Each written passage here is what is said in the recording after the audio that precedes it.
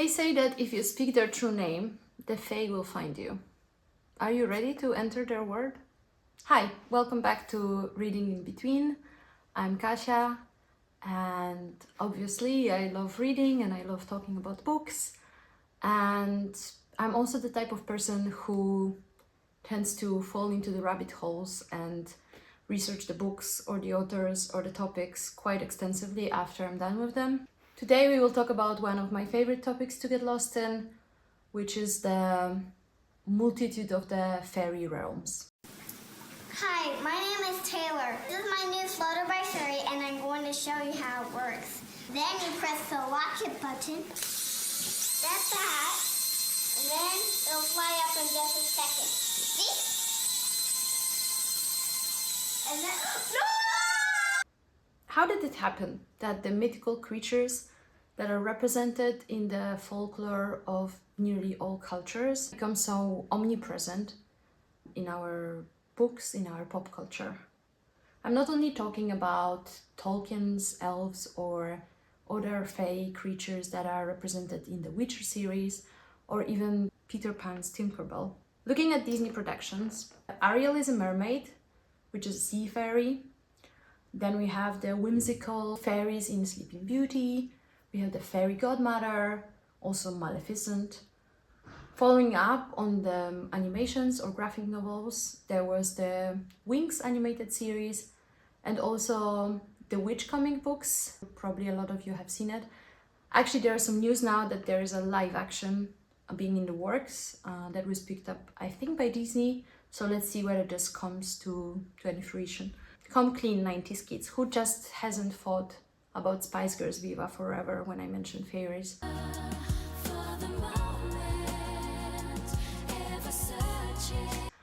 And more contemporarily, wouldn't you agree that Aurora or Florence Welch literally could have just straight walked out from fairy realm?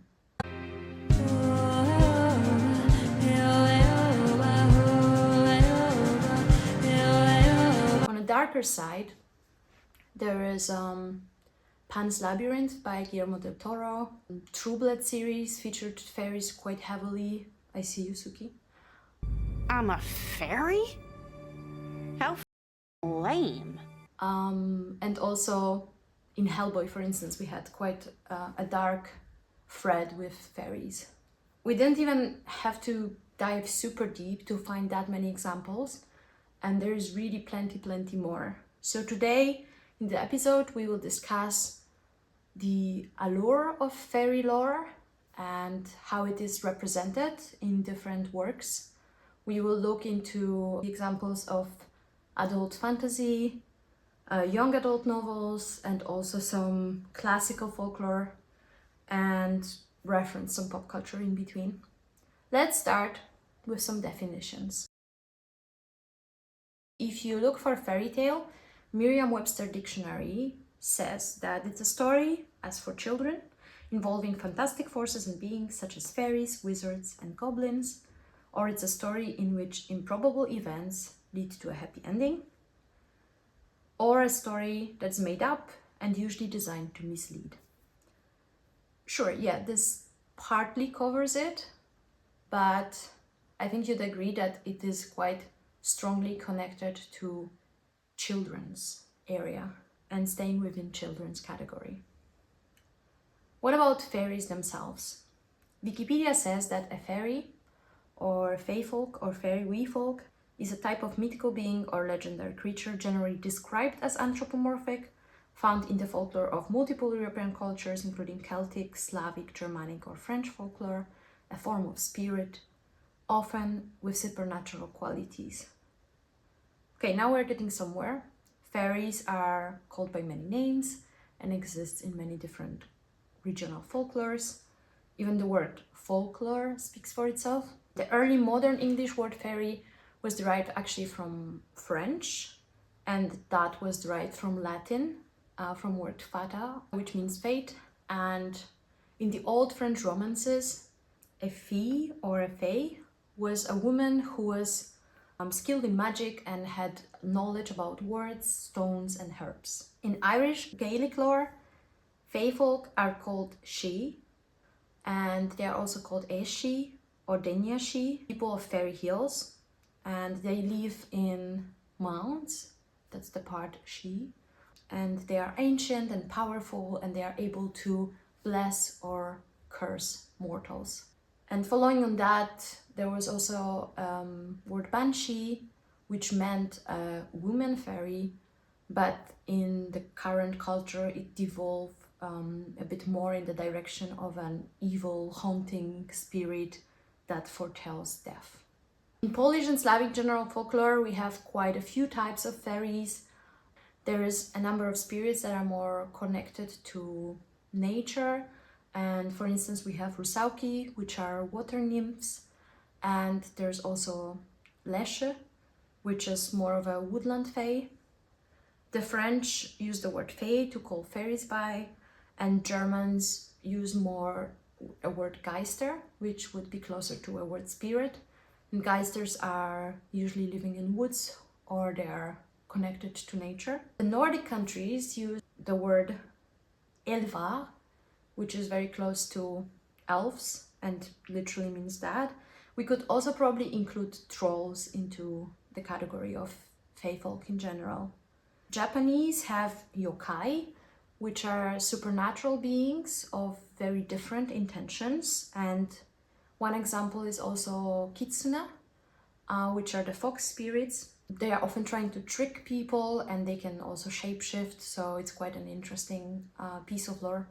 Many First Nations also refer to little people associated with nature and should be respected, and can also have sometimes quite bad intentions. So this is very close to what in Irish and Gaelic is also a word for fairies, which is the wee folk. So Wikipedia continues that fairies are a form of spirit that is often of supernatural qualities. That poses actually a very interesting question, whether we should consider fairies as something that is supernatural or actually even more natural than we are as humans. And citing Tolkien's essay on fairy stories, supernatural beings of diminutive size, in popular belief supposed to possess magical powers and to have great influence for good or evil over the affairs of men. Tolkien continues that supernatural is a dangerous and difficult word in any of its senses, looser or stricter, but to fairies it can hardly be applied unless super is taken merely as a superlative prefix, for it is man who is, in contrast to fairies, supernatural and often of diminutive stature, whereas they are natural, far more natural than he. Honestly, if you have some time, do read this essay. It's a beautiful work that argues how and why is fantasy genre so important. So according to old Irish and Scottish tales and their lore, there is nothing more natural than fairies. They are tied to their natural environment. In fact, it has often been thought that fairies came to be as elements of the natural world that gain consciousness. Let's have a deeper look at the types of creatures that are considered fairies. First of all, folklore tends to divide fairies, which honestly range from beautiful and whimsical to dark and disturbing, into the Seelie court, which was more beneficially inclined, but still dangerous, and the Unseelie court, which was very malevolent or malicious. So examples of fae species would include, but not be limited to, beautiful and noble elves, pixies, who sometimes were, most of the time were more innocent, but sometimes could be tricksters as well, blood-loving redcaps, ominous banshees that inhabit moors and are haunting, leprechauns, merfolk or mermaids, kelpies that are very scary carnivorous water spirits, brownies, which honestly bring to mind right away the house elves of Harry Potter, helpful household spirits. But even salted, they could also become boggarts, which were more malicious tricksters. And honestly, there's plenty more, and I can link some of the guides about different Fae species for you below. Now, coming back to their intentions, that is actually something that is very broadly discussed in the Fae lore. Fairies were always considered to be tied very closely to their environment. Their stories would often serve to explain difficult questions and difficult events or situations occurring in the natural world. Hence, Fae folk have often been represented as benevolent natural spirits trying to stay far from all things human, or as mischievous and tormenting humans. The classic example of this was abducting humans to Fae court never-ending balls and making humans dancing endlessly or till their feet were bloody. Also, fairy realms were often depicted as addictive, especially if you ate something over there, and it would be very difficult for a human or for a mortal to step outside of that realm if they were actually taken there.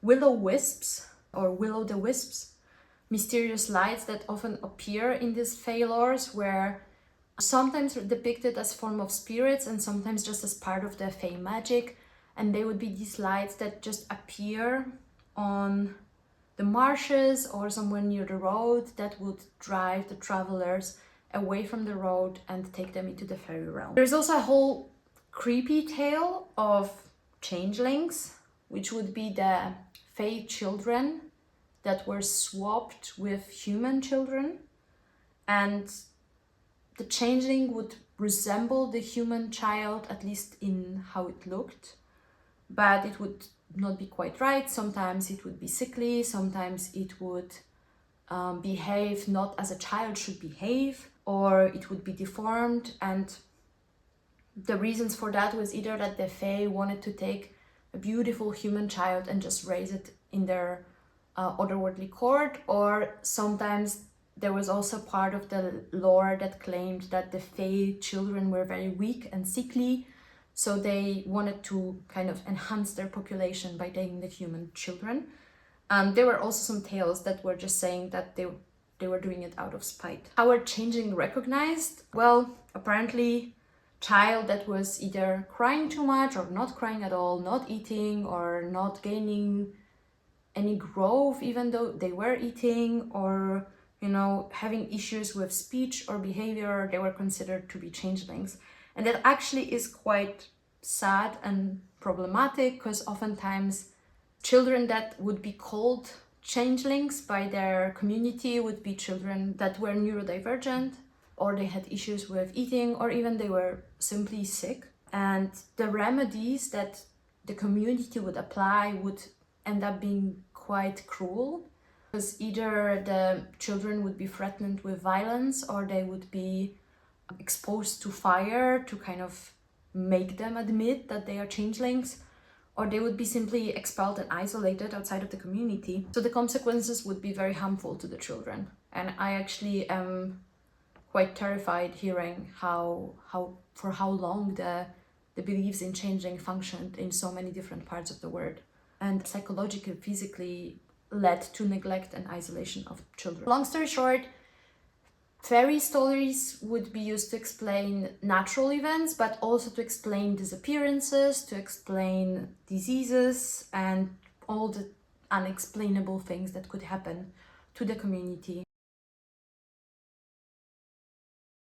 So now let's get down to Fae representation in fantasy, and I'm gonna start with 3 series that really made me fall in love with Fae word and introduced me to that word.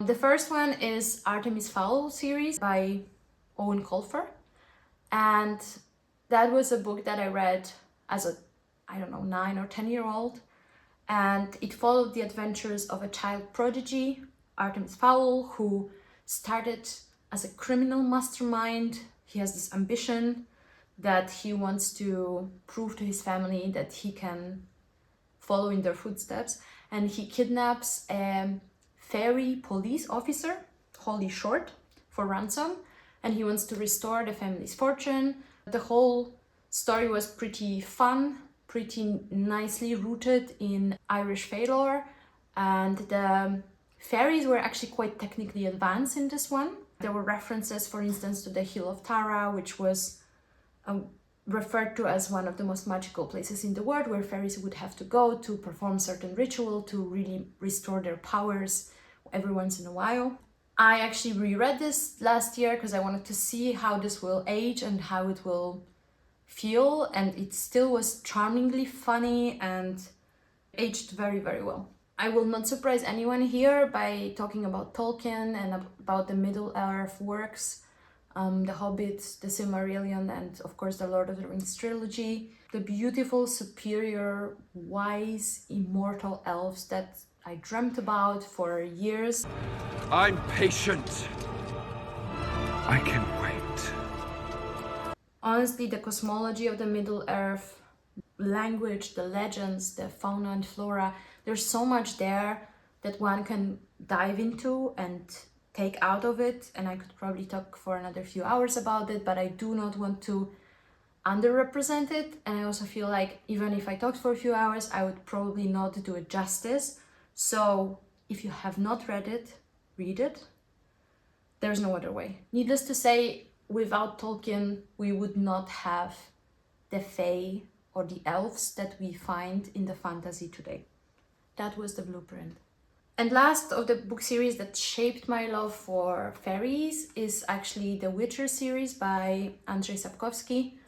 That's a fantasy series that came out in Poland starting from the early 90s, and it's a story that features a monster hunter, Geralt, who is the Witcher, and there are also sorcerers and sorceresses, and then there are many different things. There's a lot of politics, but there are also elves, and they are clearly strongly inspired by the Gaelic lore. Also, there is quite a lot of featuring of very Slavic Fae types of spirits that sometimes can become malicious, and then they have to be hunted. If you do not know the Witcher books, or you only saw the Netflix adaptation, which steers pretty far from the books actually, I would recommend to pick them up. Just find a good translation. If you cannot read them in Polish, just find a good translation. Now, that's not all. Stay with me. Now we're gonna go into some other examples. We're gonna have a popular YA series featured. We're gonna talk about the BookTok sensation and one of the best adult fantasies that I picked up in years. So first, the YA fantasy series. As a quite avid fantasy reader, I sometimes dabble into YA, but I must say, even though it can be very refreshing, in the last few years, quite a lot of them have felt not very original, and the characters felt very flat. So I started to become a little bit more cautious about what I pick up. Actually, thanks to a friend of mine who asked me to buy her a fairy YA book for Christmas, I ended up buddy reading it with her, and I ended up reading the Folk of the Air trilogy by Holly Black. After reading The Cruel Prince, which is the first one, I was very positively surprised. The story follows a mortal teenage girl, Jude, who is trying to, let's call it survive in a fairy realm. And she's trying to navigate this, and it's honestly very far from glamorous and enchanting, and she keeps getting into trouble. The first book was sort of predictable when it comes to the romantic layer of it, but honestly, the representation of the Fae lore was just superior. So we had Fae court with balls, and we had a lot of customs and a lot of magic represented very, very nicely. The second part, The Wicked King, is actually my favorite of the trilogy, and the reason for that is that it shows us the sea folk, and it shows the underwater kingdom of sea folk, and it was really beautifully done. And the last one, Queen of Nothing, it becomes much more court political. Overall, I enjoyed the series quite a lot. I didn't expect it to stay with me for that long. I also really loved the thread of sisterhood that was kind of pulling through all of the three parts. Overall, Holly Black's Fairyland is a place we all need and we will all miss. and will want to return to. I'm actually planning to return to it by reading the new duology that features Jude's brother Oak as the main character. Now let's go into the fairy land that honestly restarted my whole obsession with the fairies, and that is the fairy from Susanna Clarke's Jonathan Strange and Mr. Norrell. My oh my, what a book it is. I have paced myself and read it very slowly and kept coming back and rereading certain passages because I really felt like there was so much in there that I didn't want to miss out on. It's a masterpiece. I cannot stress this enough. Consider the setting. It's 19th century England, and the whole country is in the middle of a war with Napoleon, and an elderly recluse. I swear to God, I'm smart. An elderly recluse, Mr. Norrell, believes himself to be the last magician in England. And he proves to the country that the magic is not dead by bringing or raising a young woman from the dead. And he starts to be involved in the war efforts. He starts to use his magic to support the British army in the war against the French. So his fame is rising. He's actually enjoying it quite a lot. But then suddenly a brilliant and very charming Jonathan Strange comes into play, and he takes the stage, and he's a complete opposite of Norrell, and he's actually much easier in society, and he can get along with everyone, and he also can do magic. There is a bit of a feud between the two of them, which initially starts, of course, as a teacher and student kind of relationship, but quickly becomes quite antagonistic. And this already by itself is quite fun.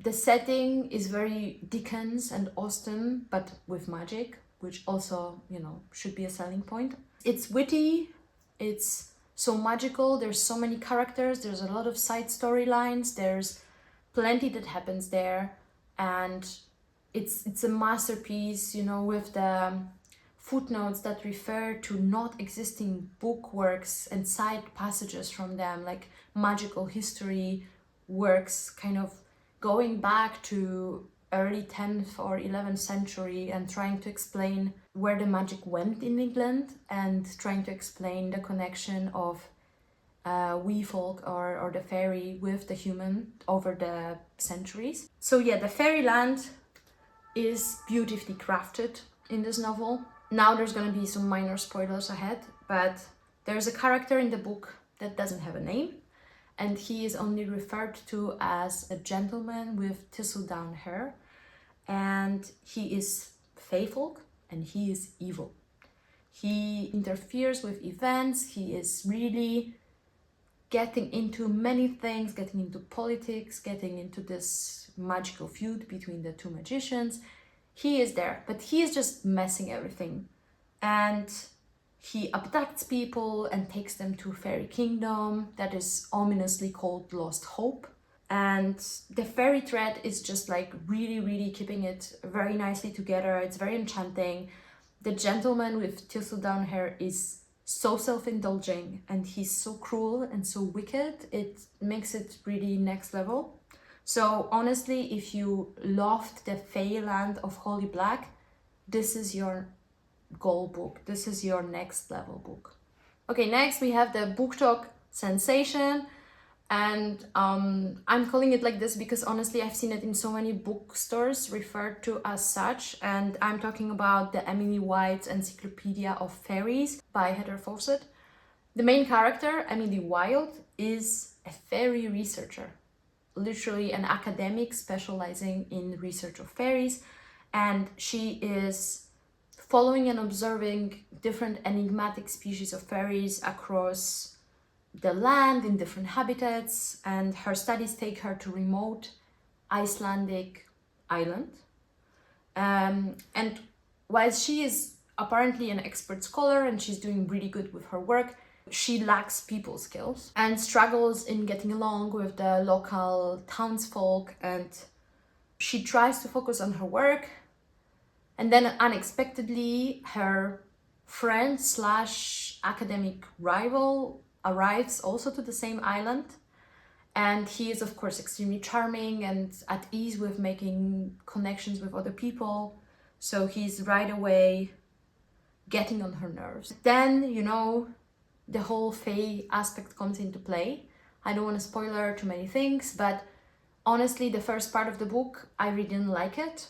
I don't know if it felt too close to home for me as an academic and an introverted one as well. But I felt very conflicted because when I finished the book, I actually really liked the second part, which was much more fairy focused. The setting was charming and really sparked this raw magic, and there was a beautiful representation of Fae lore and tales in it.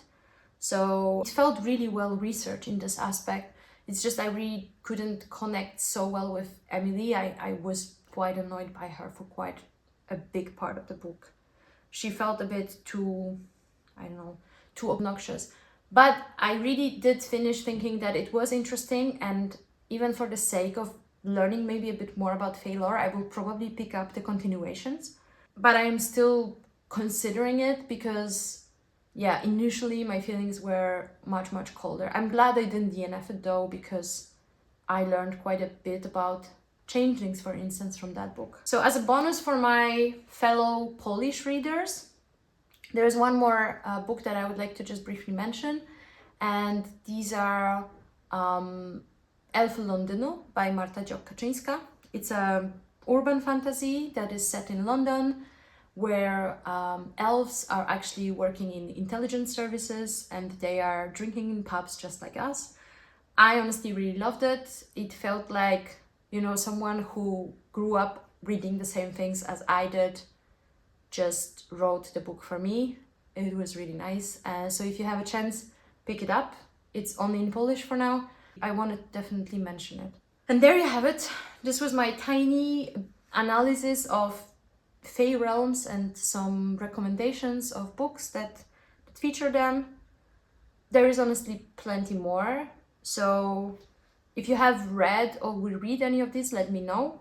Now to close. I mean, it's clear that we all crave a bit of magic in our life, even when we are adults. And I do love how fantasy helps to immortalize lore and tales, and I do love how it transports us like nothing else does. And I will keep returning to fairy realms, and I hope you will too. Just be mindful to wear some rowan berries on your neck to block the glamour. Turn your pieces of clothing inside out and do not eat anything when you're there. Enjoy and keep reading in between the lines, and let me know what are your fairy must reads. Thanks. Bye.